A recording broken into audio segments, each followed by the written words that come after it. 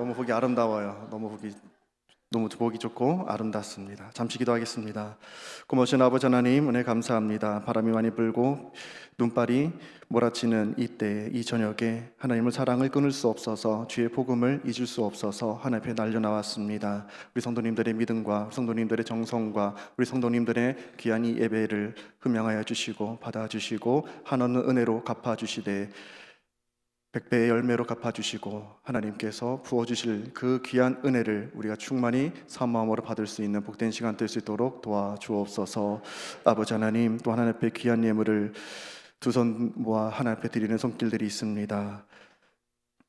감사 예물로 또 비전 헌금으로 하나님 앞에 예물을 드렸으니 그 가정 하는 그 모든 일들마다 하나님께서 그 모든 손길들을 어루만져 주시고 하나님께 그 손길들을 사용하여 주셔서 물질의 은혜와 물질의 축복도 하나님께서 부어 주시며 또 이 예물이 사용되는 곳곳이 정말 다음 세대들이 또 우리 성도님들이 좀 믿음으로 성장하고 하나님을 만나고 경험하는 귀한 일에 쓰임 받을 수 있도록 주여 함께하여 주옵소서. 아버지, 예배절이 나갑니다. 부족한 종은 십자가의 뒤로 가려주시고 오직 그리스도의 영광만 나타나는 은혜의 시간 될 수 있도록 주여 함께하여 주옵소서. 감사드리며 예수님의 이름으로 기도드립니다. 아멘. 우리 2026년도 9월을 심차게 외쳐보도록 하겠습니다. 겁침없는 400에 조금 마음에 안 들었지만 800이 마음에 들어서 제가 그냥 넘어가도록 할게요. 자, 오늘 함께 볼 말씀은 욥입니다.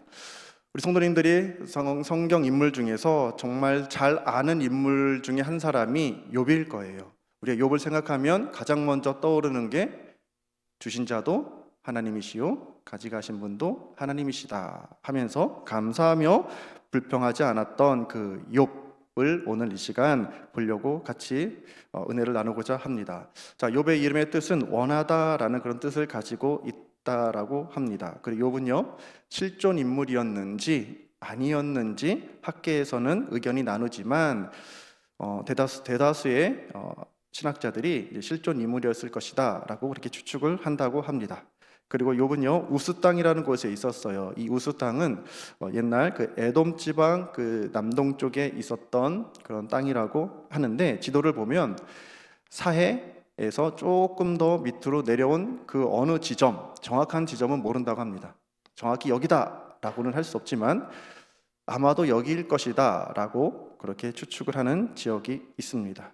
그 지역은 확실하지는 않지만은요, 사막 한가운데이지만 그래도 욥이 거주했던 그 지역은 풍요로운 또 푸르른 그런 땅이었을 것이다 라고 그렇게 추측을 한다고 합니다. 자, 욥기의 말씀은 이제 고대 근동 사회에는요, 보편적인 세계관이 뭐였냐면 인과 응보였어요. 그러니까 한 일 그대로 결과를 받는 것, 악을 심으면 악한 것으로 벌을 받고 또 좋은 것을 심으면 선한 상을 받는 그런 세계관이 그 당시에 지배적인 세계관이었다라고 합니다. 그러나 이 욥기의 말씀은 잘잘못을 떠나서 하나님의 절대적인 주권과 하나님의 절대적인 그 은혜가 바로 욥기의 말씀을 관통하는 그런 중심된 말씀이라고 합니다. 욥기의 저자는 첫 번째로는 욥 그 사람이다라고 합니다. 그런데 아니다, 욥이라고 할 수 없다, 모세다 하는 사람도 있고요. 아니다, 솔로몬이다 라고 주장하는 사람도 있고요. 아니다, 예레미야다 라고 주장하는 사람도 있고요. 아니야, 그 어떤 다른 사람이야 라고 주장하는 사람이 있습니다. 자, 욥기의 저자가 누가 됐든 중요한 거는 그 저자가 아닙니다. 하나님께서 욥기를 통해서, 욥의 말씀을 통해서 우리에게 주시는 그 은혜가 가장 중요한 줄로 믿으시기를 바랍니다. 자, 욥은 어떠한 사람이었는가? 욥은 우리가 성경 말씀 속에서 욥에 대해서 알기에는 굉장히 짧게 나와 있습니다. 우리 욥의 인간적인 모습을 보면은요, 동방 사람 중에 가장 훌륭한 자였다라고 이렇게 평가를 하고 있어요. 훌륭한 자, 인품이 훌륭했던 그런 사람이었을 수 있습니다. 그리고 학식이 굉장히 뛰어난 사람이었을 수도 있어요. 그리고 굉장히 지혜로운 사람이었을 수도 있습니다. 그리고 권위가 나타나는 그런 사람이었을 수도 있어요. 어떤 면에서 훌륭하다라고는 정확하게 나타나고 있지는 않지만 어찌됐건 인간적인 모습 속에서도 굉장히 훌륭한, 많은 사람들이 동경하고 존경할 만한 그런 인물이 바로 이 욥이었다라는 겁니다. 또 욥은요, 굉장한 부자였습니다. 오늘 성경 3절 말씀에 보면은요, 양이 7,000마리라고 합니다. 낙타가 3,000마리고요, 소가 500결이, 그러니까 1,000마리고요, 또 암나귀가 500마리, 그리고 수많은 종을 거느렸던, 오늘날 말하면 대기업 회장 정도 되는 그런 위치, 그런 재산을 가졌던 사람이 바로 이 욥이었습니다. 그리고 자녀도 많이 낳았어요. 아들이 7, 딸이 3을 낳아서 기렸던 사람입니다. 인간적으로 부족함이 없었고요, 세상적으로 남부러울 것 없는 그런 사람이었습니다. 누구나 다 우러러볼 만한 사람이었고, 누구나 다 동경할 만한 사람이었고, 그런 아주 세상적인 배경이 뛰어난 사람이 바로 이 욥이었어요. 저는 개인적으로 우리 성도님들께서 이런 배경을 가진 그런 성도님 되셨으면 좋겠습니다. 세상적으로도 훌륭한, 인품적으로도 훌륭한, 그리고 어떤 사람이 봐도 동경하고 존경할 만한 그런 훌륭한 그런 인품의 성도님 되셨으면 좋겠습니다. 그런데 이 욥이 그거보다도 더 뛰어난 면이 바로 신앙적인 면입니다. 욥은요, 우리 1절 말씀 보시면은요, 온전한 자였다라고 이렇게 이야기를 하고 있습니다. 온전하다. 국어사전에 보면은요, 이 온전하다라는 뜻은 본바탕 그대로 고스란하다, 잘못된 것이 없이 바르거나 옳다, 그러니까 흠이 없다라는 것입니다. 뭔가 잘못된 것이 없고 삐뚤어진 것이 없고 있는 모습 그대로, 그 모습 그대로 있는 상태, 바로 그것이 온전함입니다. 조금이라도 부족한 것이 있고 조금이라도 상처가 나거나 세상 말로 기스가 났으면 그건 온전하지 않습니다. 우리가 다쳐서 뼈가 부러져요. 그럼 온전하지 못한 상태예요. 그런데 이 뼈가 다시 붙어서 이전과 같이 이 팔을 움직일 수 있는 그 상태가 바로 온전함입니다. 그 온전함, 그런데 성경에서는 이 온전함을요, 이렇게 말씀을 하고 있습니다. 마음의 자세, 동기, 그 모든 것이 순수하고 그 행위가 진실하고 깨끗하고 강직하며 그 목표하는 바가 흔들림이 없는 그 상태. 쉽게 말하면 하나님을 향해서 그 마음도 그 생각도 흔들림이 없이 하나님을 바라보는 그 상태가 바로 온전하다라고 말할 수가 있겠습니다. 그러니 이 온전했던 그 욥이 어떻게 하나님을 바라보았는지 우리는 엿볼 수가 있습니다. 누가 뭐래도 어떤 일이 있어도 자기가 키우는 동물들이 막 늘어나도 그것에 신경 쓰지 않고 그것에 연연하지 않고 오직 하나님만 바라보는 그 온전한 그 사람이 바로 욥이었습니다. 우리 성도님들도, 저와 우리 모든 성도님들도 이렇게 온전하게 하나님을 바라보셨으면 좋겠습니다. 흔들림 없이 세상 것 바라보지 아니하고 온전하게 하나님을 바라보는 자에게 하나님께서 그 손길을 외면하지 않으시고 은혜로 채워주신 줄로 믿으시기 바랍니다. 또 욥은요, 정직한 사람이었습니다. 이 정직하다라는 것은 마음에 거짓이나 꾸밈이 없는 바르고 올곧은 상태가 바로 정직입니다. 그러니까 마음이 거짓이 없는 거예요. 순수한 그 어린아이 같이 꾸밈이 없고 뭔가 감추려고 하는 것도 없고 겉모습이나 속에 있는 마음이나 똑같고 올바르고 정의로운 그런 마음을 가진 상태가 바로 정직한 겁니다.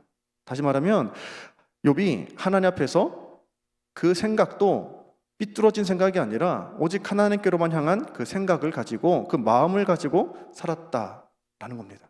그러니까 그 신앙이, 욥의 신앙이 얼마나 훌륭했는지 우리는요, 이 말씀 속에서 이 욥의 정직하고 온전한 마음 속에서 우리는 배워가야 한다라는 겁니다.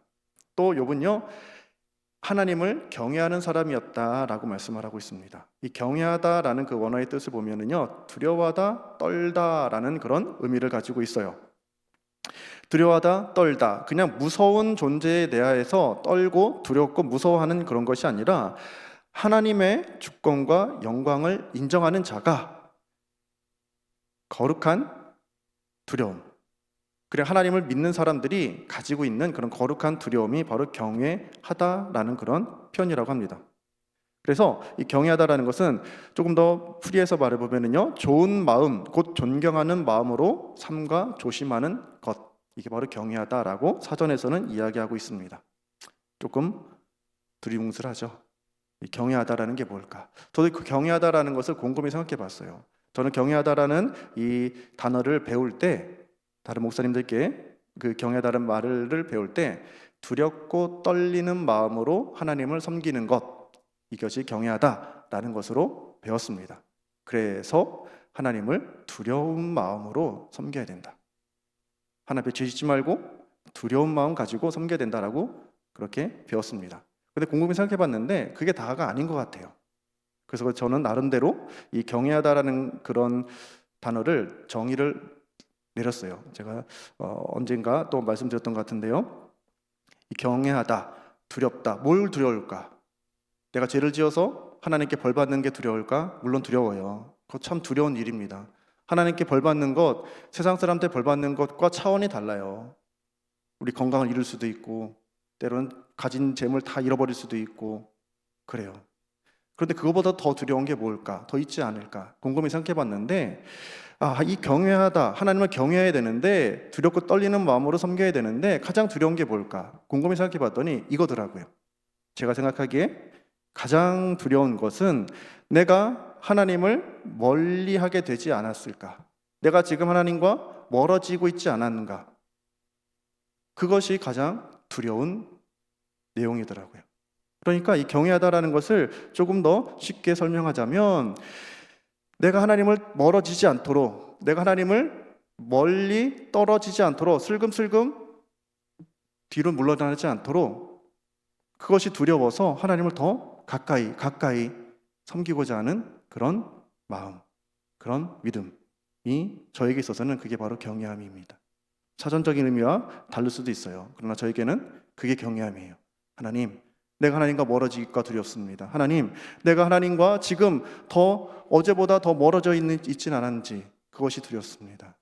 하나님 더 가까이 나아가기를 원합니다. 이게 바로 제가 가진 경외함입니다. 그리고 가장 중요한 게 뭐냐면 이 욥에 있어서 이 신앙적인 면에 있어서 가장 중요한 것은요, 악에서 떠났다라는 겁니다. 악에서 떠났다. 이 악이라는 것을 제가 또 사전에서 찾아봤습니다. 이 악이라는 게 뭐냐면 하나님을 떠난 상태예요. 그리고 하나님을 떠나서 행하는 모든 것, 이게 바로 악입니다. 세상에서 박수받고, 세상에서 존경받고, 세상에서 상받고 하는 그런 일들이 하나님께로부터 떠나 있으면 악이라는 거예요. 아무리 좋은 일, 가서 기부 많이 하고 봉사 많이 하고 해도 하나님으로부터 떠나 있는 그런 행동이라고 한다면 그게 악이다라는 겁니다. 하나님께서 그걸 선으로 여기지 않는다라는 것이죠. 그런데 욥은요, 악에서 떠났어요. 다시 바꿔 말하면요, 욥이 하는 모든 일들, 욥이 하는 모든 생각들, 욥이 살아가는 모든 삶의 모양들이 하나님께 향해 있었다. 하나님께 모든 초점을 맞추고 있었다라는 것을 우리 이 말씀 속에서 알 수가 있습니다. 얼마나 훌륭한 사람입니까? 우리도 이런 믿음의 사람이 되셨으면 좋겠습니다.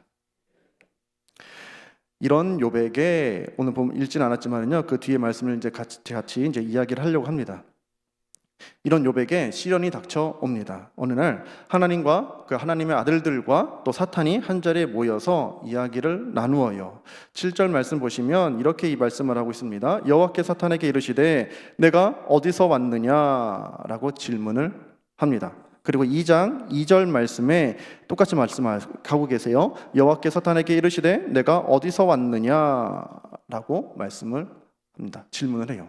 이것은 하나님께서 몰라서, 사탄이 어디로서 무슨 짓을 했는지 몰라서 질문하는 것이 아니라 사탄의 사탄의 대답을 이끌어내기 위한 하나님의 질문인 것입니다. 이런 질문이 내렸을 때에 사탄은 이렇게 이야기합니다. 7절 그 뒤 하반절 말씀 보시면은요, 사탄이 여호와께 대답하여 이르되 땅을 두루 돌아 여기저기 다녀왔나이다 라고 대답을 해요. 땅, 이 세상에 있는 그 모든 땅 지면을 두루 돌아다녔다가 왔다라고 이야기를 하고 있고요. 그리고 2장 2절 하반절 말씀 보면 똑같이 말씀하고 있어요. 사탄이 여호와께 대답하여 이르되 땅을 두루 돌아 여기저기 다녀왔나이다 라고 그렇게 이야기하고 있습니다. 사탄이 하는 일이 바로 이러한 일들입니다.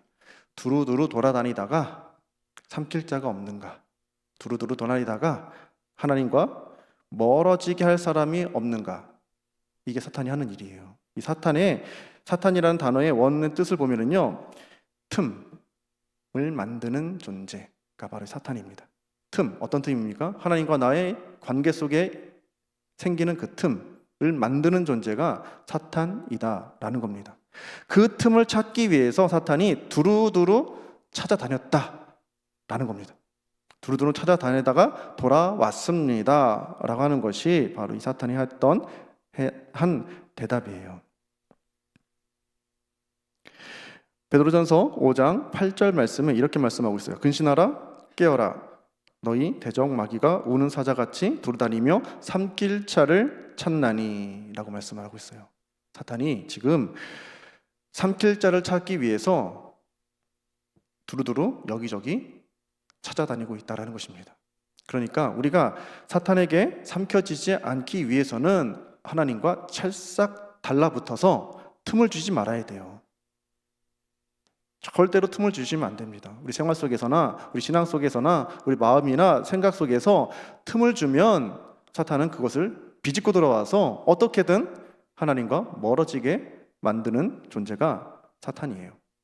사탄은요, 교회 나가는 것 싫어하지 않습니다. 좋아해요. 신앙생활하는 것 싫어하지 않습니다. 좋아해요. 가장 싫어하는 게 뭐냐면 하나님과 가까워지는 거예요. 교회 나가. 그런데 하나님과는 멀어져. 이게 사탄이 하는 전략 중에 하나입니다. 그래, 교회 가서 열심히 예배하고 봉사하고 그래 해. 그런데 하나님 보는 것보다는 가까워지지 마.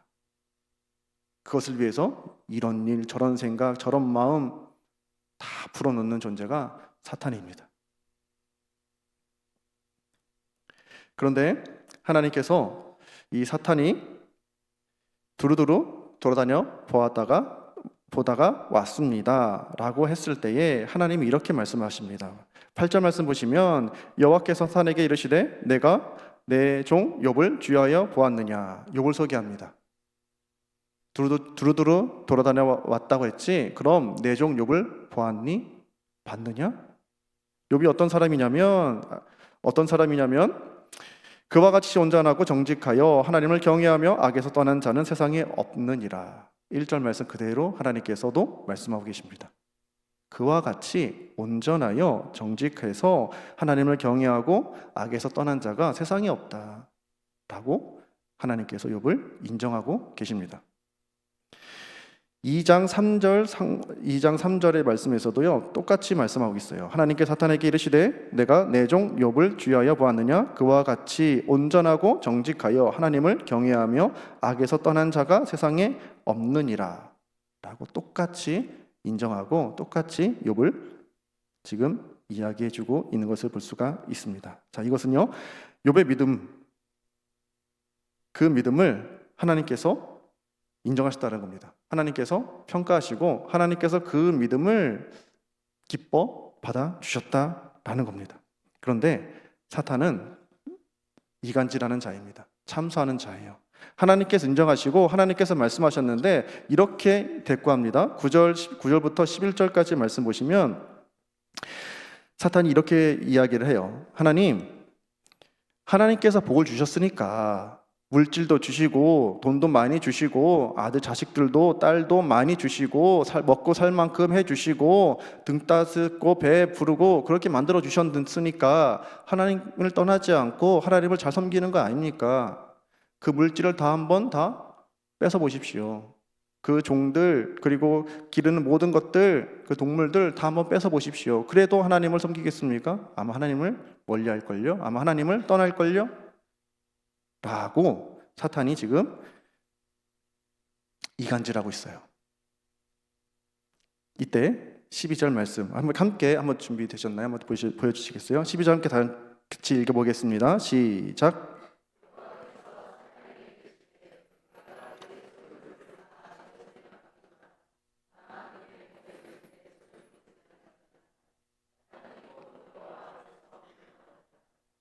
아멘.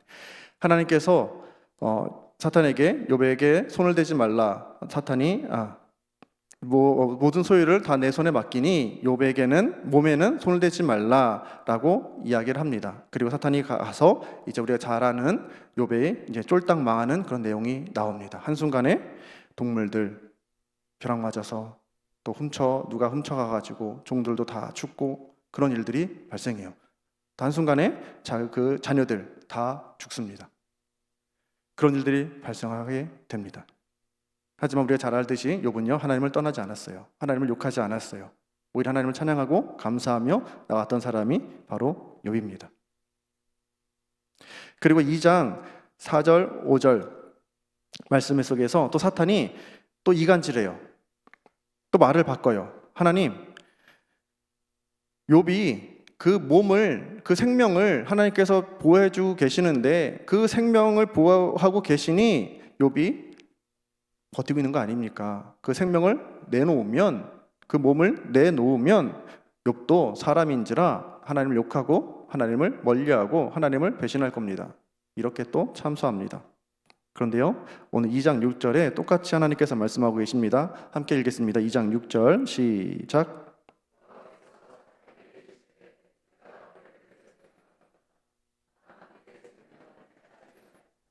아멘. 자, 1장의 12절과 2장 6절의 말씀은 동일한 내용의 말씀입니다. 사탄이 걸고 넘어지는 것, 이간질하는 그 내용을 하나님께서 그래 한번 해봐. 그 소유, 욥이 가지고 있는 재산, 그것 때문이라고 그랬지? 한번 해봐. 욥의 건강, 그래 한번 어떻게 한번 해봐. 네 마음대로 해봐. 이것 때문에 욥은요 쫄딱 망했어요. 이것 때문에 욥은요 입만 살아가지고 누워가지고 박박 긁으면서 다 떠나가고 주변 사람들은 욕하고 그런 지경에 빠집니다. 하나님 몰라서 그런 고난을 주셨을까요? 악에서 떠난 사람에게, 정직한 사람에게, 온전한 사람에게 그렇게 하셨을까요? 저는 이 12절 말씀 또 2장 6절 말씀을 읽을 때마다, 그 말씀 볼 때마다 정말 놀라워요. 왜 놀라면 하나님의 자랑하심이 그 속에 담겨져 있다는 것입니다. 내 종 욥은 그래 마음대로 해봐, 멋대로 한번 해봐, 너 하고 싶은 대로 해봐, 가서 다 뺏으려면 뺏고, 가서 건강 잃게 하려면 잃게 해봐. 내 종 욥은 그래도 흔들리지 않아. 하나님께서 얼마나 욥을 사랑하시고 하나님께서 욥을 얼마나 인정하셨으면 그렇게 하셨습니까? 저는 이 두 구절을 하나님의 자랑이라고 이렇게 표현하고 싶습니다. 하나님께서 자랑하시는 욥, 저 사지로 내몰아도 끄떡없는 그 믿음, 그 믿음을 자랑하고 싶었었던 것 같아요. 모든 걸 다 뺏어가도 끄떡없이 흔들리지 않는 그 믿음을 우리에게 또 사탄에게 자랑하고 싶었던 것 같아요. 해볼 테면 해봐라. 내 종 욥은 흔들리지 않아. 하나님은 그렇게 욥을 인정하셨습니다. 하나님은 그렇게 욥의 믿음을 알고 계셨어요. 하나님은 확신했고요. 하나님은 자신감이 있었습니다. 하나님은 그 자신감 속에 욥을 자랑하고 계시다라는 겁니다. 사랑하는 성도 여러분에게도, 우리 모두에게도 이러한 믿음이 있었으면 좋겠습니다. 하나님께서 자랑하실 만한, 하나님께서 확신하실 만한, 하나님께서 내세우실 만한 그런 믿음 우리에게도 있었으면 좋겠습니다. 우리 성도님들, 이 저녁에 이 자리에 나오신 것 자체가 저는 하나님의 자랑이라고 생각합니다. 그 바람 부는데, 그 눈발이 몰아치는데, 그 추운데, 많은 사람들이 오늘 추우니까, 오늘 눈 오니까, 길 미끄러우니까, 길 얼면 어떡해, 사고 나면 어떡해, 넘어지면 어떡해, 어떻게 저떻게 하면서 이 자리를 지키지 못한 다른 교회요, 우리 교회 말고요, 다른 교회 성도들 얼마나 많이 있을까요? 하지만 우리는 어떻습니까? 그 모든 것을 뚫고 온 거예요. 하나님께서 이것을 자랑하시는 줄을 믿으시기 바랍니다. 중요한 게 하나님께서 욥을 자랑하고 있던 것이 배반하지 않아서 하나님을 떠나지 않아서 비단 그 이유뿐만은 아닙니다. 하나님이 욥을 자랑하고 하나님이 욥을 인정했던 이유가 뭐냐면 우리 4절부터 5절까지의 내용에서 엿볼 수가 있는데, 4절 말씀 보시면은요, 4절 말씀 보시면 그 아들들이 생일 잔치를 열어요. 그래서 잔치를 엽니다. 잔치가 다 끝나고 욥이 어떻게 했냐면요, 아침에 일찍 일어나서 그 자녀들을 다 불러 모아다가 성결하게 하고 하나님 앞에 번제를 드립니다. 왜냐하면 혹시라도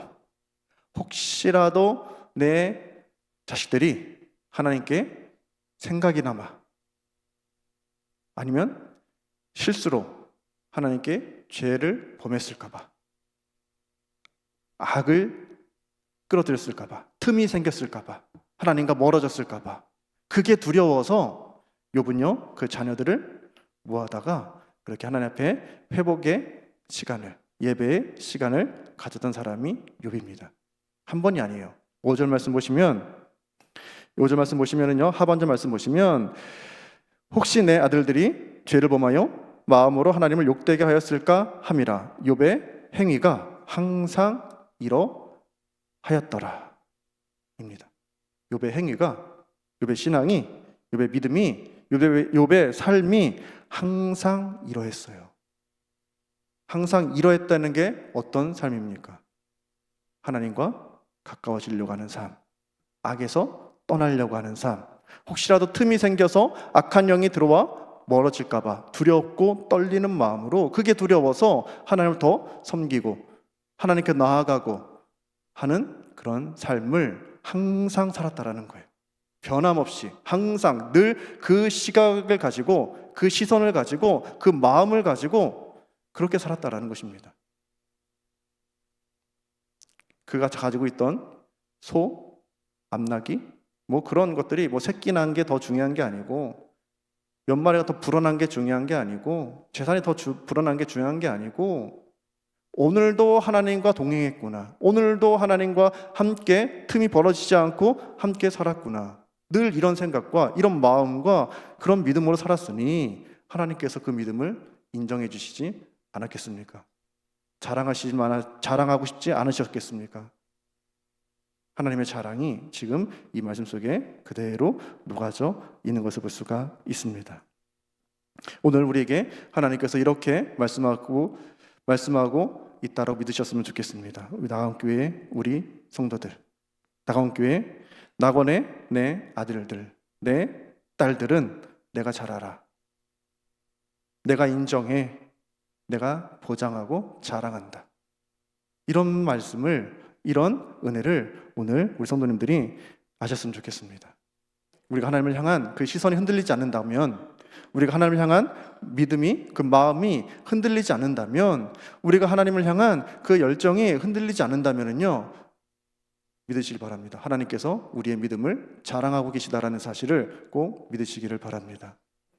하나님께서 우리를 자랑하실 때에 때로는 우리 눈물을 흘릴 수 있어요.